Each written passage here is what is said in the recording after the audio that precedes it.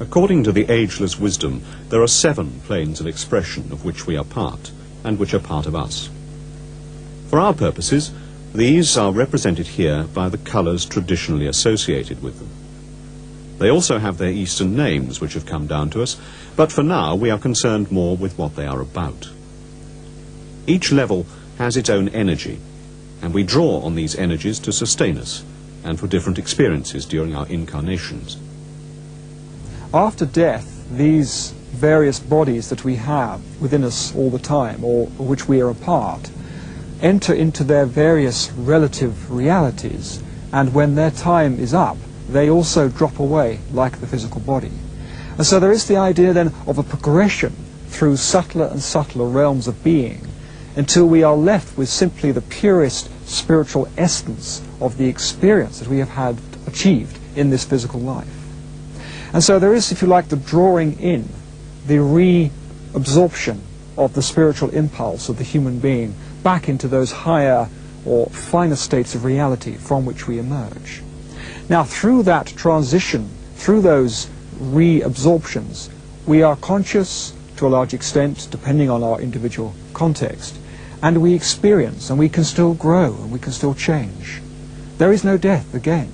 All is life. All is growing and understanding itself and knowing itself in the various levels of reality which we can experience. Our birth is but a sleep and a forgetting. The soul that rises with us, our life star, hath had elsewhere its setting, and cometh from afar. Not in entire forgetfulness, and not in utter nakedness, but trailing clouds of glory do we come, from God who is our home. Heaven lies about us in our infancy. Shades of the prison house begin to close upon the growing boy.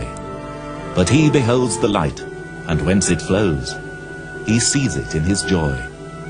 The youth, who daily farther from the east must travel, still as nature's priest, and by the vision splendid is on his way attended. At length the man perceives it die away, and fade into the common light of day. So what does Theosophy tell us about the why of reincarnation? Theosophy certainly tells you a lot about the purpose of life, the meaning of life, and about the processes that we experience. Instead of living in a world which is fundamentally random and chaotic, and therefore meaningless, Theosophy adds a completely new dimension to it, which says that all that we experience, whether it's pain, suffering, and so forth, has meaning. And from this meaning we can grow and develop, and therefore it adds to and enhances the whole process of spiritual development and understanding. Everybody's different. Some people have used their lives well, other people haven't. Some people have done awful, cruel things to other people, borne false witness and deprived them of their rights in all kinds of ways.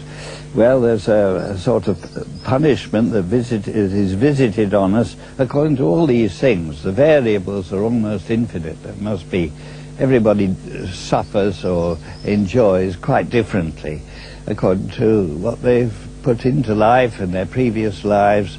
And this life is a kind of balance of the book.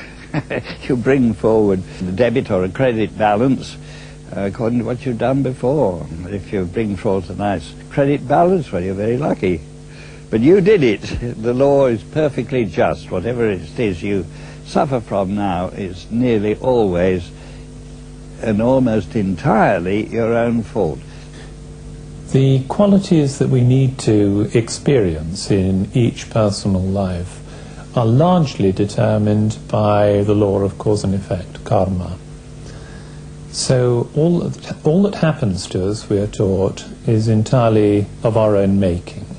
So out of our past personal lives, we have set in motion processes of cause and effect which lead to the circumstances that we experience in this life.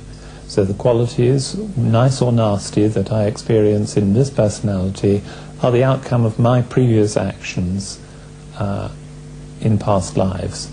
Also equally the circumstances in which I find myself. To some extent, I believe that we do choose the timing of our personal existences and the circumstances, but within that there is a broader law, a law of cause and effect, which says what must be. If you throw a pebble in a pond, the ripples go out, come what may. Once you've set a cause in motion, the results must come to fruition. You have some freedom, I believe, in the way in which those effects will come back to you. And indeed you will be judged, I think, on the willingness with which you meet the results of your past actions. It isn't as simple as I say, I murder you, you murder me. It works in different ways. It's far more complex, because you can learn lessons in very many ways. If you, for example, killed a child in one life, surely if your child was killed in another life, that would teach you the lesson stronger than anything else. The question must naturally arise, who or what decides our karmic fate?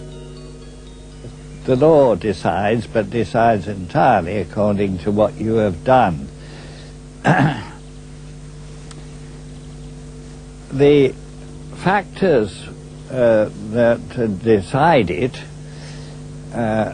primarily those that decide what sort of a person you are.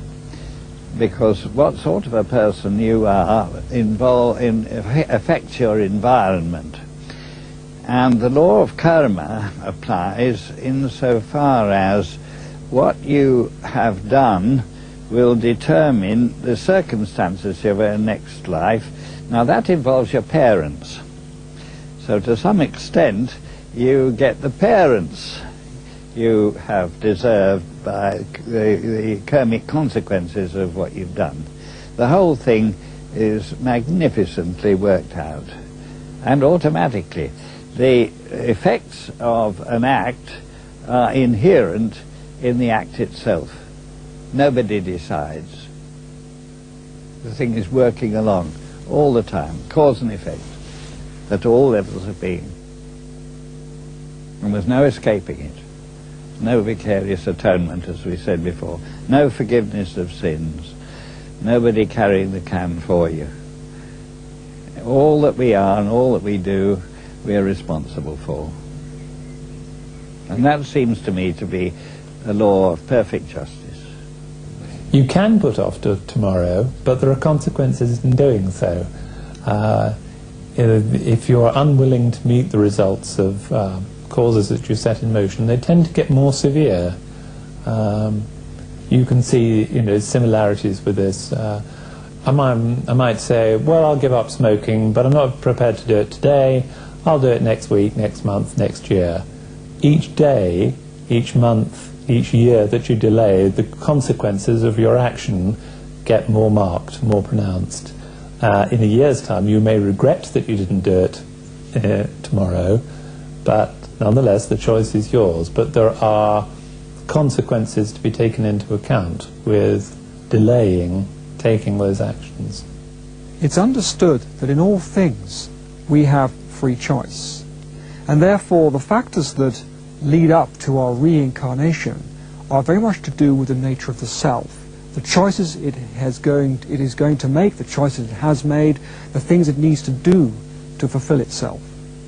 This is wound up with the idea of karma, that those are things, those actions, those thoughts we have spawned ourselves have repercussions in the fabric of reality.